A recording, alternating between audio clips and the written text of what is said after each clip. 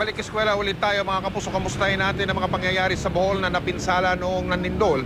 Kahit mga silid-aralang delikado dahil sa mga tinatawag na sinkhole, yung mga butas sa lupa, ginamit na rin. Yung iba pang mga mag-aaral, nagtitiis naman sa mga tent na yari sa mga pinagtagping kahoy at tolda. Kahit sobra po ang init sa mga yon. Mula sa lungsod ng Tagbilaran, lalawigan ng Bohol, nakatutok live si Ivan Maynila. Ivan?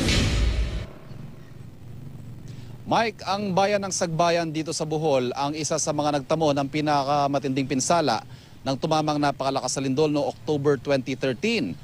9 na buwan nang nakakalipas at sa unang araw ng pasukan, nagtiis sa napakainit na mga tent classrooms ang karamihan ng mga mag-aaral dito.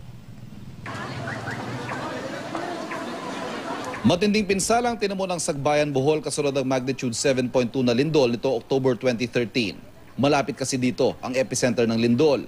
Kabilang sa mga halos mapatag ang kanilang mga paaralan.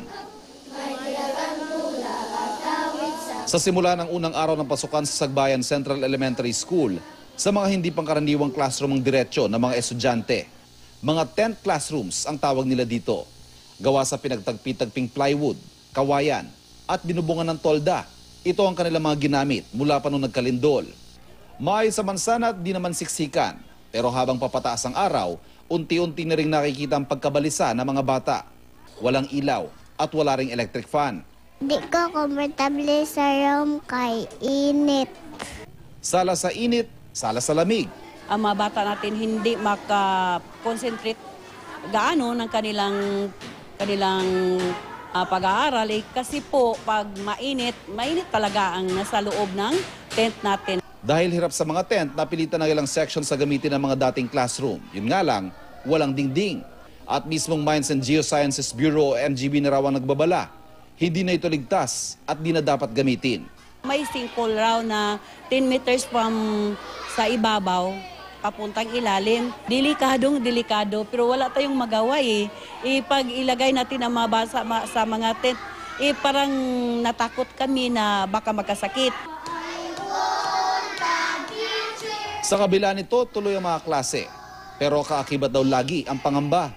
Habang nagkaklase kami at nag-aftershock, ang mga bata talaga ay naghihiyawan pa rin. Patapos na ang ilang mga bagong classroom na donasyon ng mga pribadong foundation at NGO at magagamit na raw sa mga susunod na linggo. Pero kulang pa rin ang mga ito at ayon sa DepEd, hawak na nila mga bagong disenyo ng mga itatayong classroom na kayang tumindig sa malalakas na lindol at bagyo. Mike, ayon pa sa DepEd, mas makakatagal dyan ay ang pagsusuri ng Mines and Geosciences Bureau kung saan-saang lugar pwedeng itayo yung mga panibagong classroom. Marami kasi mga lugar dito sa buong lalawigan, kabilang yung mga kinatatayuan ng mga kasalukuyang classroom ay kung di nasa fault line ay may mga hinihinalang sinkhole na posibleng maging peligroso kung nagkataon. Mike. Maraming salamat, Ivan Mayrina.